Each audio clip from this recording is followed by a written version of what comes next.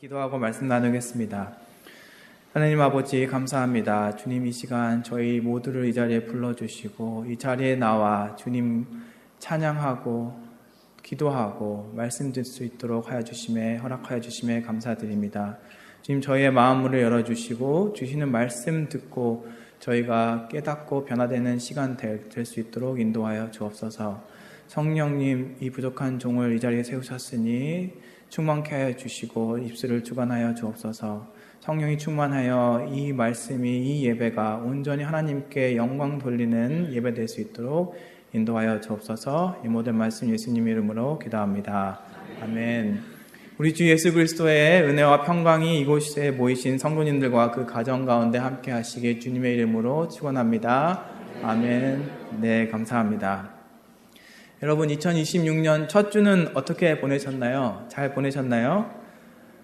네, 1월 1일 날 이제 2026년에는 이런 일을 해야 되겠다, 저런 일을 해야 되겠다 다짐했던 것들이 있죠. 잘 진행되고 있습니까? 아멘. 혹시 작심삼일로 벌써 잃어버리신 건 아니시죠?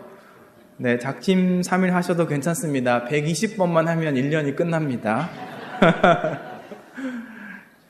일주일 정도 이제 시간을 지나보다 보니까 이거는 할 수 있겠구나, 이거는 안 되겠구나 하는 생각이 드시죠? 이제 한번 그걸 조정해 보시고 다시 한번 2026년에는 이거는 내가 할 수 있겠다 한번 해보는 걸 마음을 다져보면 어떨까 생각이 듭니다. 제가 생각을 하고 있던 도중에 저희 딸이 이제 고등학교를 졸업하더라고요. 그리고 이번 오는 생일에 법적으로 성인이 됩니다.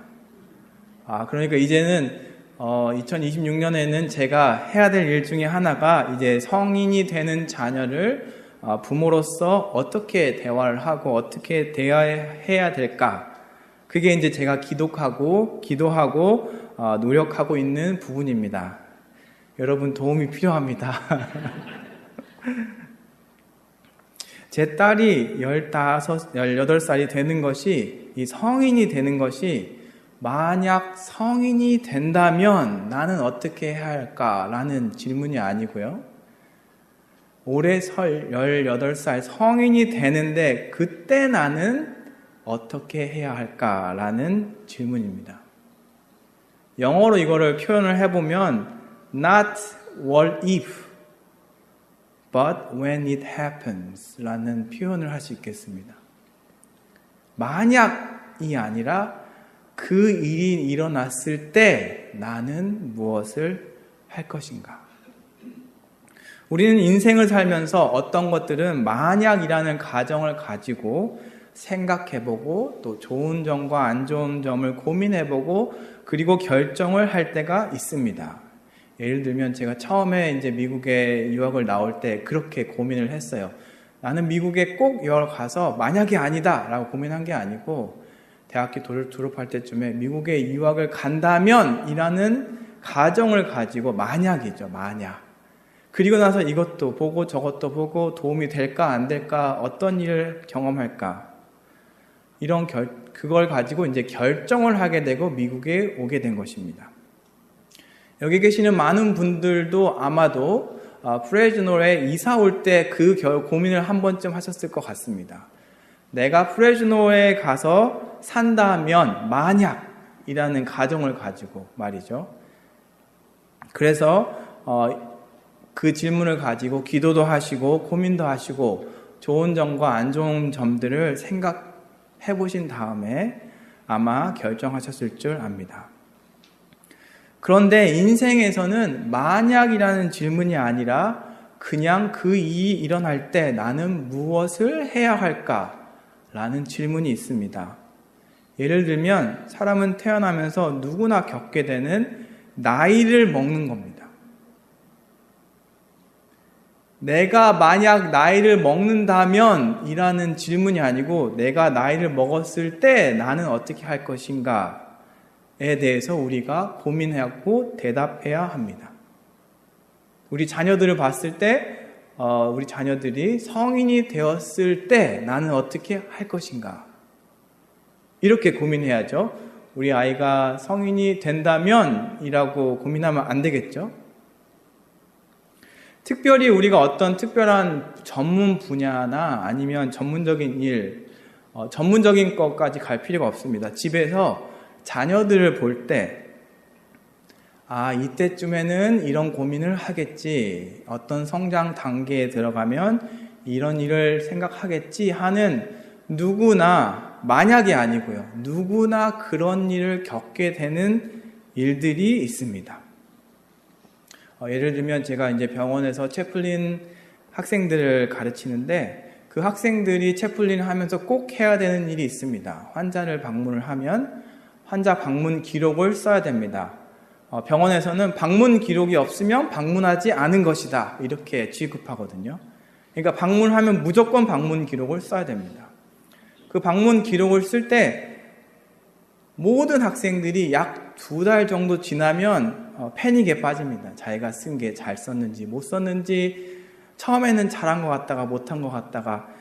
그러니까 모두가 경험하는, 그러니까 만약 경험하는 게 아니고 모두가 경험하는 부분들이 있습니다. 그래서 슈퍼바이저로서 저는 그런 일을 경험할 때 나는 어떻게 도와줄 것인가, 어떻게 그들이 하는 실수를 반복하지 않게 해줄 수 있을까, 가르칠 것인가, 그런 것을 고민하면서 학생들을 가르치고 있습니다.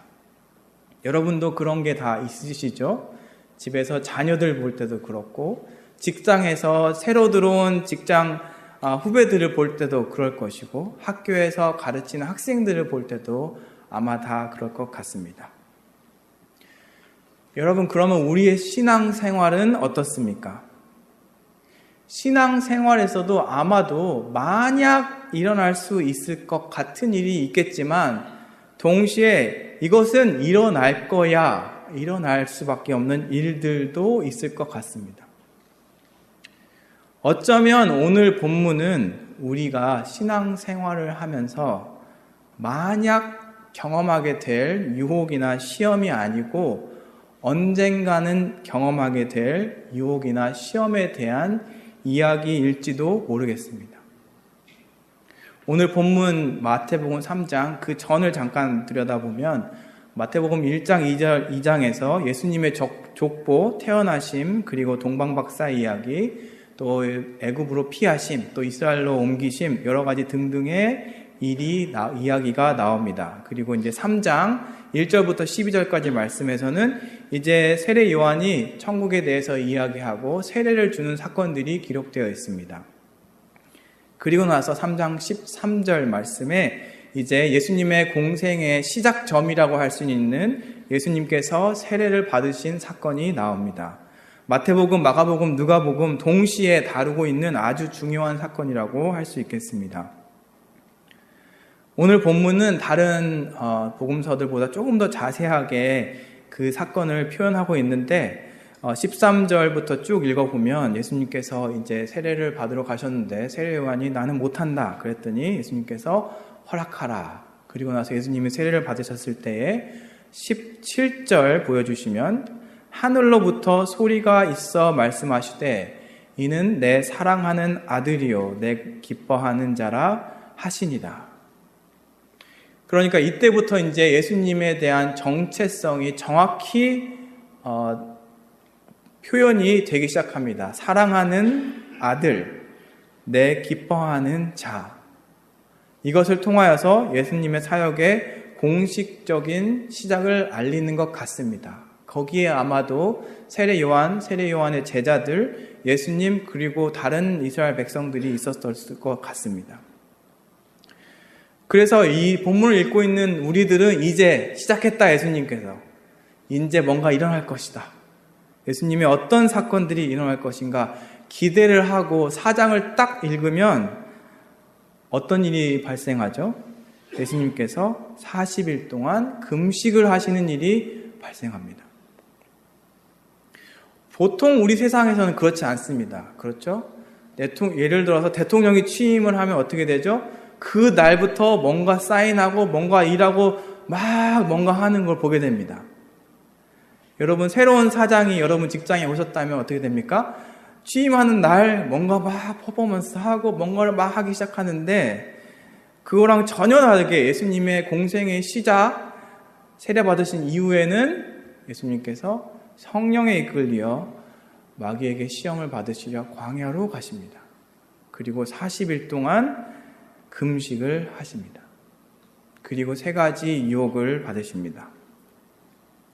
첫 번째 유혹은 뭡니까? 3절에 시험하는 자가 예수께 나와서 이르되 내가 만일 하나님의 아들이여든 명하여 이 돌들로 떡덩이가 되게 하라. 저희가 좀 전에 읽었는데요. 하늘로부터 소리가 내려와서 이는 내 사랑하는 아들이요 기뻐하는 자라라는 선포가 있었습니다. 그렇죠? 그런데 첫 번째 유혹의 시작이 뭡니까? 사탄이 하는 말이 네가 만약에 하나님의 아들이면,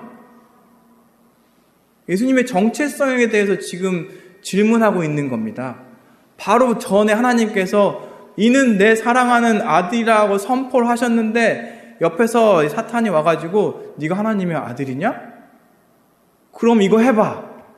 증명해봐. 이런 겁니다. 40일 동안 굶었지? 증명해봐. 하나님의 아들이면 아마 네가 이 돌덩어리를 떡으로 만들어가지고 아마 이제 배고프지 않을 거야. 사탄이 시험하고 싶어하는 것은 정체성이 확실하냐? 그럼 증명해봐. 어떻게? 떡으로 만들면 되지.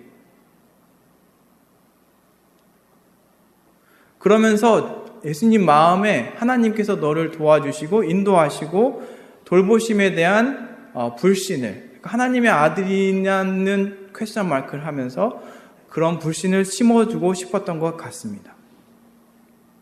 그런데 예수님께서는 그 시험에 이렇게 대답하시죠. 사람이 떡으로만 살 것이 아니다. 하나님의 입으로부터 나오는 모든 말씀으로 살 것이다. 이렇게 대답하십니다. 우리가 신앙생활을 하면서 이런 유혹이나 시험을 받을 때가 있는 것 같습니다. 예수님을 믿고 나서 와, 정말 이분이 나의 구주시다. 그리고 세례를 받습니다. 그래서 나의 정체성이 이제는 하나님의 자녀로 깨닫게 되고 이제 바뀝니다. 내가 바로 하나님의 자녀다. 예수님의 제자이다.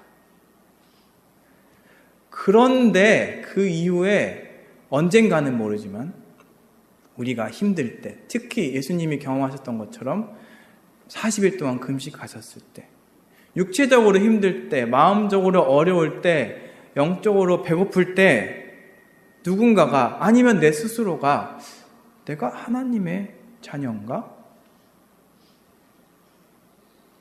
아니면 누군가가 너 진짜 하나님의 자녀 맞아? 그럼 왜 이렇게 힘들어? 밥 먹어. 돌을 떡으로 만들어서 밥을 먹어. 이렇게 말하는 것 같지 않습니까? 그러니까 이 말은 네가 하나님의 자녀인 걸 증명해봐 라는 거죠. 그런데 여러분, 저희가 증명할 필요가 있습니까? 증명할 필요가 없습니다. 이미 하나님의 말씀 안에서 우리는 하나님의 자녀로 선포되었습니다. 예수님께서 이미 세례 받으실 때 하늘에서 나는 소리로 이는 내 사랑하는 아들이요 라고 선포가 됐잖아요. 예수님은 그걸 증명할 필요가 없습니다. 그렇죠? 그러니까 우리도 마찬가지입니다. 이런 정체성에 대한 유혹과 시험이 있을 때 우리는 증명할 필요가 없습니다. 이미 하나님의 말씀으로 우리는 하나님의 자녀됨을 선포받았기 때문입니다. 이미 우리의 정체성은 하나님의 자녀이기 때문입니다. 아멘. 그런데 인간이다 보니까 이렇게 이런 질문을 받으면 헉 할 때가 있습니다. 힘드니까요. 마음이 힘드니까, 육체적으로 힘드니까요. 그럴 때 저희가 필요한 것이 예수님이 보여주신 것처럼 하나님의 말씀을 꼭 붙들고 있는 것입니다. 하나님의 말씀에 대해서 칼 바르트라는 신학자는 3가지로 말하기도 합니다. 성육신된 말씀, 살아있는 말씀, 성령을 통한 예수 그리스도. 우리는 예수 그리스도를 꼭 붙잡고 있어야 됩니다. 어딜 가든지, 어느 때든지. 그리고 쓰여진 말씀, 두 번째, 성경 말씀.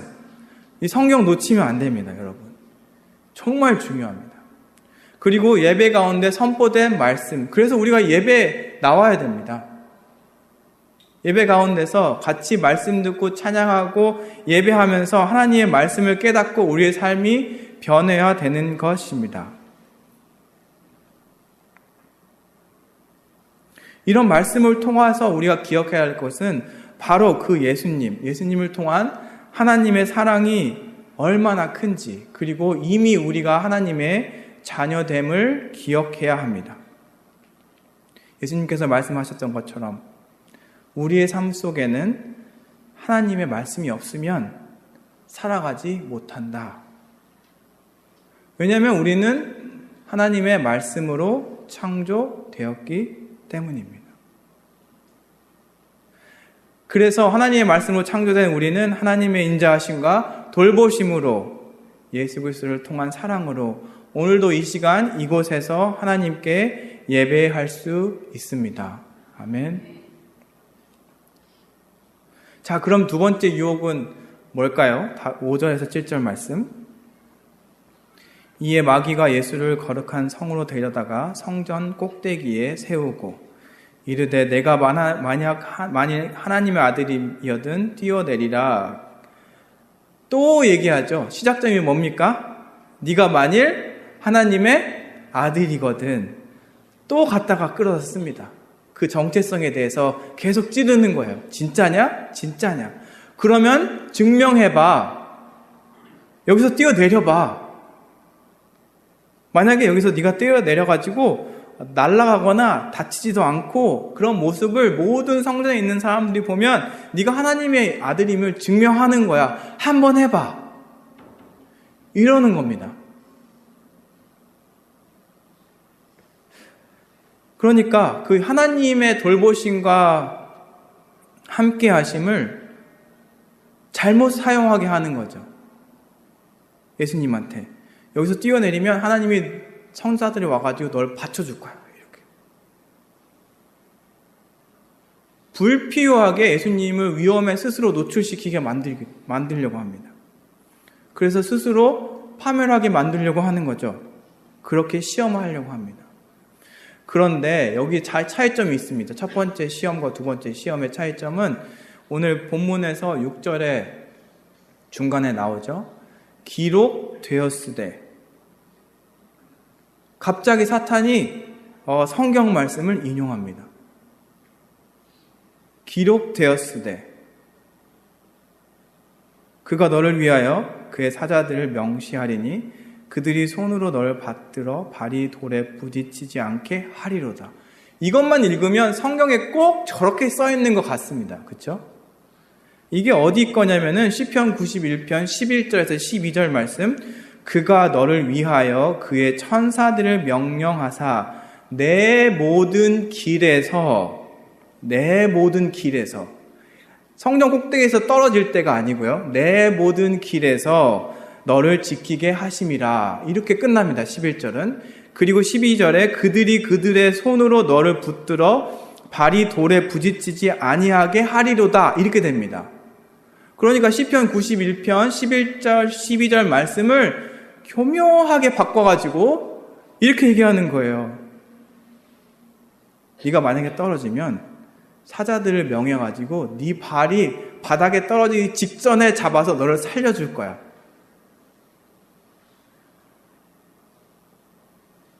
많은 신학자들이 이 본문을 해석하면서 이렇게 얘기합니다. 사탄이 성경을 거짓되게 교묘하게 이용해서 예수님을 시험으로 몰아넣고 있다. 사탄의 목적은 성경에 대한 참된 이해를 하려는 것이 아니고 성경의 말씀을 오용함으로써 주님을 시험하려고 하고 있다.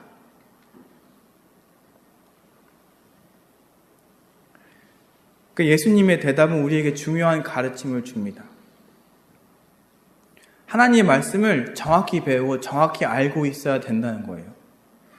그 말씀에 대한 참된 의도와 의미를 파악하는 것이 얼마나 중요한지를 깨닫게 하여 줍니다. 시편 91편을 처음부터 끝까지 읽어보시면요.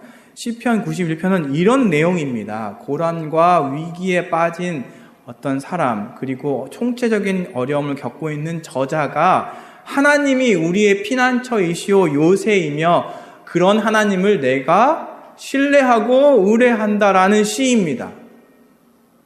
그런 시인데 사탄이 갑자기 갖다가 이렇게 교묘하게 뽑아서 갖다가 쓴 거죠.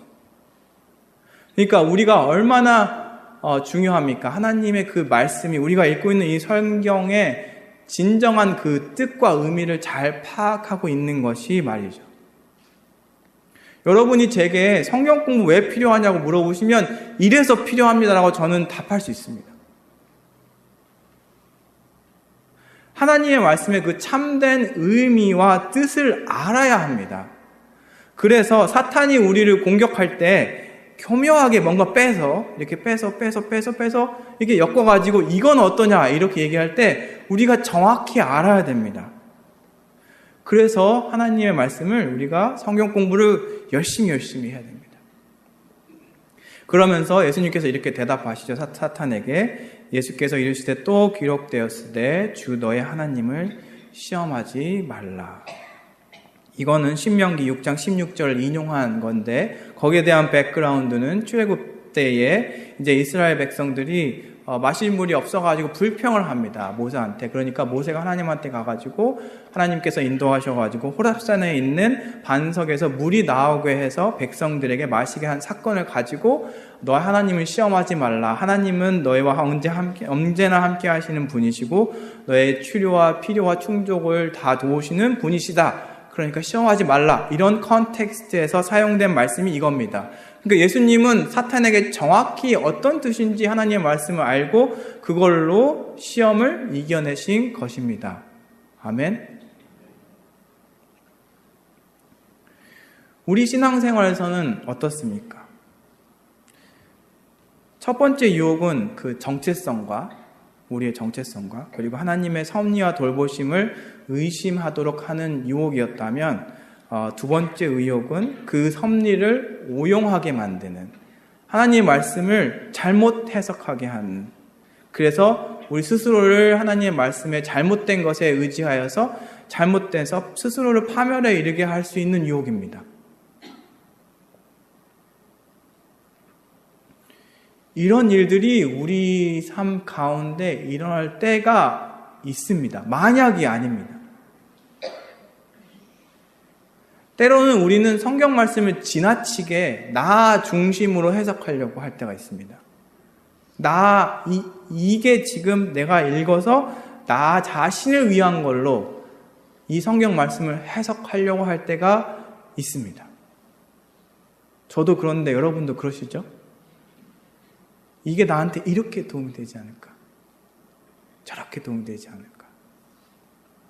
그뿐만 아니라 우리는 이미 성경 말씀을 오용하는 많은 사꾼 목자들의 목소리에 노출되어 있습니다. 성경 말씀을, 하나님의 말씀을 얘기하는 것 같지만 자신들이 원하는 것을 이루기 위해서 성경 말씀을 뽑아다 쓰는 거예요. 이거 갖다가 저거 갖다가 이거 갖다가 여러분 조심해야 됩니다. 우리가 특히 많이 알고 있는 이단들이 그렇습니다. 그 사람들 성경 인용 아주 잘합니다. 근데 이거 갖다가 쓰고 이거 갖다가 쓰고 이거 갖다 써서 그래서 내가 재림 예수다 이렇게 하기도 하고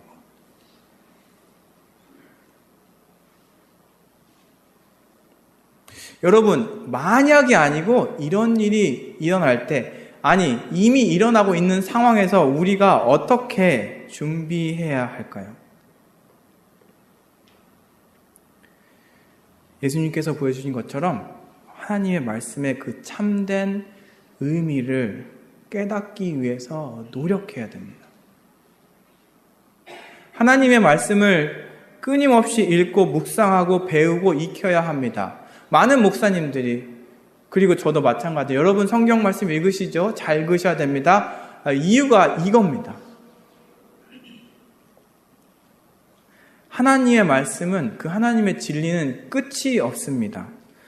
우리가 나는 다 알고 있어 라는 자만에 빠지면 안 됩니다. 항상 겸손한 자세로 하나님의 말씀을 배우시는 성도님들 되시길 주님의 이름으로 축원합니다. 아멘. 자, 이제 세 번째 유혹에 대해서, 시험에 대해서 같이 보겠습니다. 8절에서 11절 말씀. 8절, 마귀가 또 그를 데리고 지극히 높으신 산으로 가서 천하만국과 그 영광을 보여.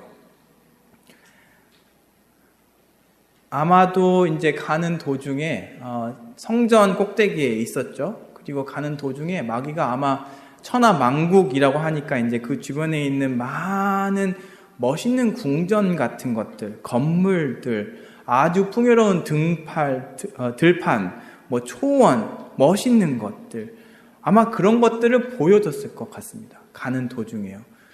왜냐하면 천하만국과 그 영광이라고 써 있으니까요. 그러니까 그 화려한 것들을 보여주면서 이제 뭐라고 하냐면 내게 엎드려 절해라. 그럼 내가 모든 것을 주겠다.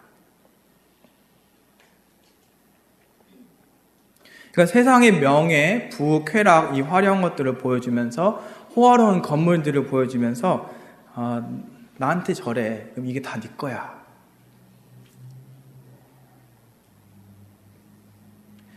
그러니까 예수님께서 세 번째는 좀 표현이 다르십니다. 그 전까지는 이르시되 기록되었을 때 이렇게 하면서 성경 말씀을 바로 이렇게 인용을 하셨는데 이번에는 이렇게 얘기합니다.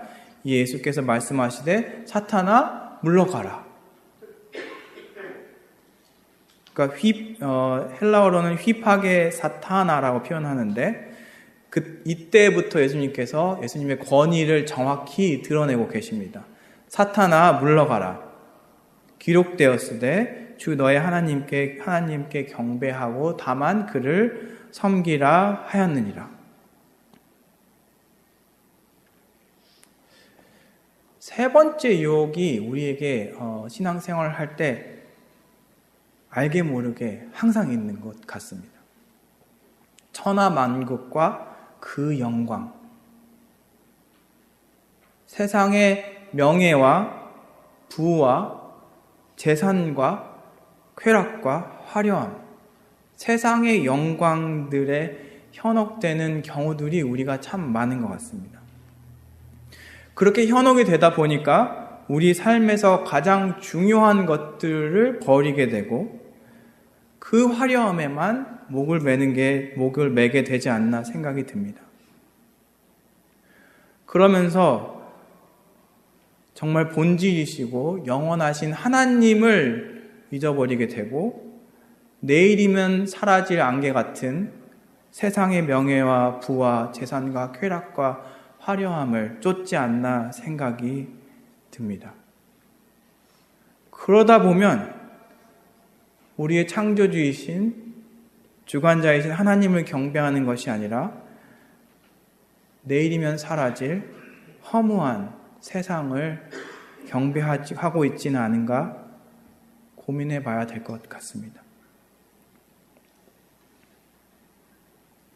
여러분, 이럴 때 우리 어떻게 준비해야 될까요? 먼저 눈앞에 펼쳐진 화려함에 현혹되어서는 안 됩니다. 우리가 눈을 갖고 있는 거 참 좋습니다. 볼 수 있으니까요. 우리가 행동하고 일하고 밥 먹고 사는 거에 한 80% 이상은 눈이 있어서 할 수 있는 경우가 되게 많습니다. 단순히 이 육체적인 눈뿐만 아니라 우리의 영적인 눈도 중요합니다. 화려함에 현혹되면 안 됩니다. 우리는 근본이시고 핵심이시고 우리의 창조주이신 하나님의 초점을 맞추어야 합니다. 그 하나님의 말씀을 붙들어야 합니다. 때로는 내가 느끼기에 하나님의 말씀이 화려하지 않을 수 있습니다. 그냥 예수님께서 말씀하신 것처럼 기록되었으되 주 너의 하나님께 경배하라. 이렇게 단순히 끝날 수도 있습니다. 화려하지 않을 수도 있습니다. 하지만 그것이 우리에게 가장 중요한 핵심인 것입니다. 그리고 거기서 가장 중요한 것은 우리가 신앙생활에서 꼭 생각해야 될 것은 그 하나님, 창조주이신 하나님과 나와의 관계가 오늘은 어떤가입니다. 정말 깊은 관계 안에 있는가? 하나님을 바라고 하나님을 찬양하고 예수 그리스도의 사랑을 그리고 성령님의 교통하심을 내가 오늘 느끼고 있는가? 이 창조주이신 하나님과 창조물인 우리의 관계가 어떤지를 매일의 삶 속에서 돌아보고 그 관계 안에서 예수님의 은혜를 경험하고 하나님의 사랑을 깨닫는 우리 성도님들 되시길 주님의 이름으로 축원합니다. 아멘. 자, 그리고 마지막으로요. 이 세 가지 유혹에 대해서 우리가 혼자 준비할 수 없습니다. 먼저 성령님의 도움이 간절히 필요합니다. 우리가 성령님께 의지하여서 우리 삶의 주인이신 하나님을 바라보는 것이 굉장히 중요합니다. 우리 힘으로 하기 어렵습니다. 동시에 우리의 정체성이 흔들릴 때, 우리가 말씀을 배우고자 할 때, 때로는 우리가 하나님의 말씀을 그 오용하는 사꾼 목자들에게 노출될 때, 어쩔 때는 우리가 세상의 그 영광이 우리를 유혹할 때, 이걸 이기기 위해서는 우리를 위해서 기도해주고 서로 격려해주는 신앙 공동체가 필요합니다. 여러분이 필요합니다. 여러분 옆에 계신 분들이 필요합니다. 머리 대신 예수님을 한 몸으로 섬기는 그 신앙 공동체, 말씀의 공동체, 예배의 공동체, 사랑의 공동체, 소망의 공동체, 그 신앙 공동체가 우리에게 꼭 필요합니다.